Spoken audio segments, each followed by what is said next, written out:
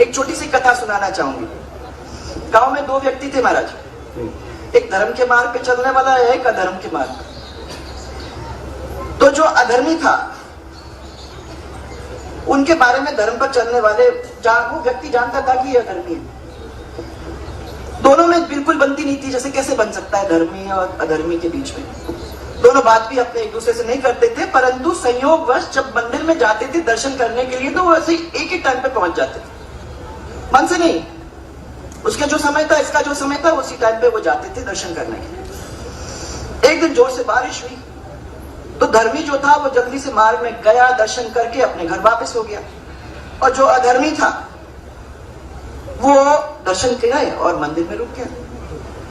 उसने पुजारी को अकेला देखा तो जैसे बात बनती है, आदत होती है, उसने कान में कहना शुरू कर दिया कि पिछले महीने महाराज भगवान के जो आभूषण चोरी हो गए थे ना, यही है, इसने चोरी किया था। और आप सब सुन, आप लोग सबको मालूम है कैसे होता है ये मामला। अभी अभी जो व्यक्ति गया ना यहाँ से, वही चुरा के गया है, उसी ने चोरी की है। पुजारी जी आप बड़ा सावधानी बरतना यहाँ, क्योंकि नहीं तो ये चोरी और आके फिर करेगा, तो समझ जाओ। पुजारी जी ने उनकी बात पे यकीन कर दिया। जो हमेशा कान के कच्चे बड़े लोग, हम जैसे लोग होते ही हैं, आप आते हो हमारे कान में कुछ बोल के जाते हो, तो जो कान में मेरे 10 बार बोल के जाएगा उसकी बात वो सुनना ही है, दूसरे के बेचारे की पहुंच ही नहीं होती है। ये तो बेचारा दूसरे दिन आया तो उसको मंदिर के अंदर घुसने ही नहीं दिया।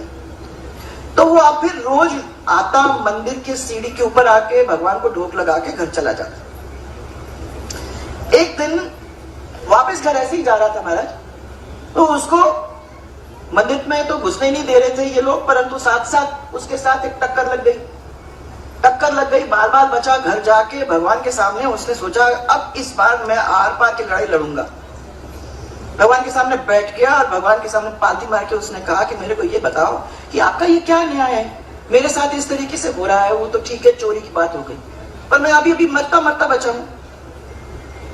तो भगवान ने कहा भैया उसने तो बहुत परीक्षा ले ली, मैंने बहुत ले ली परीक्षा इसकी। तो भगवान प्रकट हुए और भगवान ने कहा कि भक्त, जिस दिन तेरे से जो गाड़ी टकराई थी ना, उस दिन वो तुम्हारे जीवन का आखिरी दिन था, परंतु तुमने इतनी सारी भक्ति की थी, इसीलिए वो मौत एक छोटी सी चोट में वो बदल कर रह गई। और उसने कहा देखना, धर्म के मार्ग के ऊपर जो चलने के कारण से आपको एक आगे चल के अच्छा सुंदर मुकाम पहुंचोगे। आप उसकी चिंता मत करो, तुम्हारी जान बच गई, तुम्हारी जान जानी थी, आज तुम्हारी जान बच गई। भगवान ने उस अधर्मी के बारे में तो वो उसने पूछा कि भाई ये तो सब अधर्म का काम करता है, उसके लिए तो आपने इतना सब कुछ दे दिया।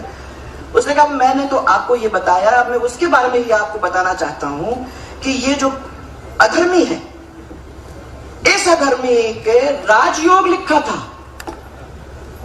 परंतु इसने इतना झूठा आप लोगों के ऊपर आरोप लगाया और ऐसे 100 और काम किए, उसकी वजह से आप लोगों का दिल दुखाया, आभूषण चुराने वालों की मैंने आपके ऊपर वो लांछन लगाया। इस कारण उसके भाग्य का राजयोग प्राप्त के मने कर ही नहीं सकेगा। उसके लिए इसका जो योग था वो योग ही खत्म हो गया। चाहे वह कितना भी प्रयास करे, कितना भी षड्यंत्र रचे, ये वहां नहीं पहुंचने वाला है।